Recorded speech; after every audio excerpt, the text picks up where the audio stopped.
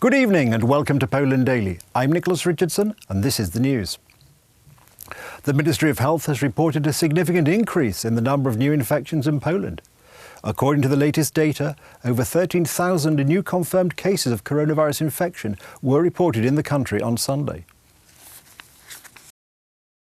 In Poland, since March 2020, almost 1,800,000 people have been infected by coronavirus. In the last 24 hours, almost 15,000 tests have been made.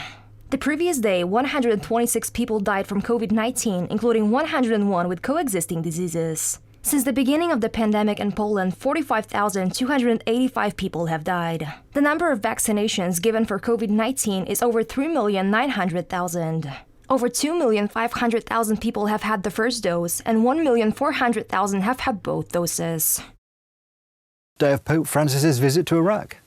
On Sunday, the Pope headed to the country's north where he met religious and civil authorities of Iraq's semi-autonomous Kurdistan region. Pope Francis's visit to Iraq was his first international trip since the beginning of the coronavirus pandemic. On the first ever papal visit to Iraq, Pope Francis has called for an end to violence and extremism. The Pope's visit began on the 5th of March. About 10,000 Iraqi security forces personnel were deployed to protect the Pope, and round-the-clock curfews were imposed to limit the spread of COVID-19. When the Pope arrived in Iraq, the country's Prime Minister, Mustafa al-Kadhimi, greeted him at the airport.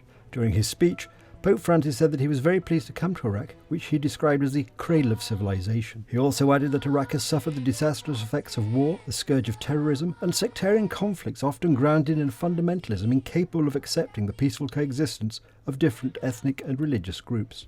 He turned to the country's Christians, who he said should have a greater role in public life. Pope Francis performed a Mass in Baghdad's Syriac Catholic Church of Our Lady of Salvation, targeted in an attack in 2010 by jihadists, which left 52 Christians and police officers dead. The Christians of Iraq are hoping that the Pope will help them overcome discrimination. National protesters gathered in front of the United Nations headquarters in Bangkok on Sunday to demand action be taken against the military government which seized power in a coup.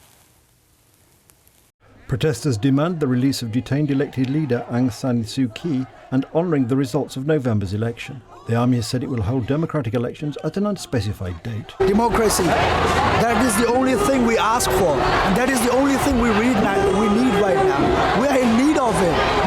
Because my people are dying, we are in need of it. However they do, whatever they do, they have to help us. They have to help us, they have to hear our voices. They should not keep quiet like this. They have to speak for us, because my people are dying, our people are dying. Speak for ourselves. Stand for us. Opinion, I don't really know the specific amount of time, how much more long do we have to protest like this. But no matter how long it takes, we'll always be here until we get what we want. And democracy is the only thing we want.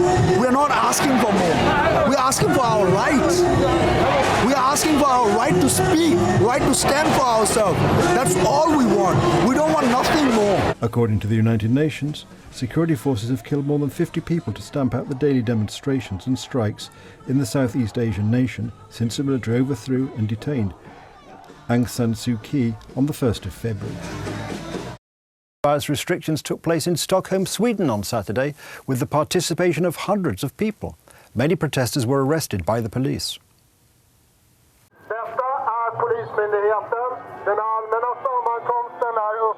In Sweden, where the herd immunity strategy was followed in the fight against the pandemic, a group calling themselves Millennium won the removal of the measures taken against the virus. Hundreds of people gathered in Stockholm claiming that people's freedom was restricted. Tensions rose between police and protesters. Police arrested at least 15 people.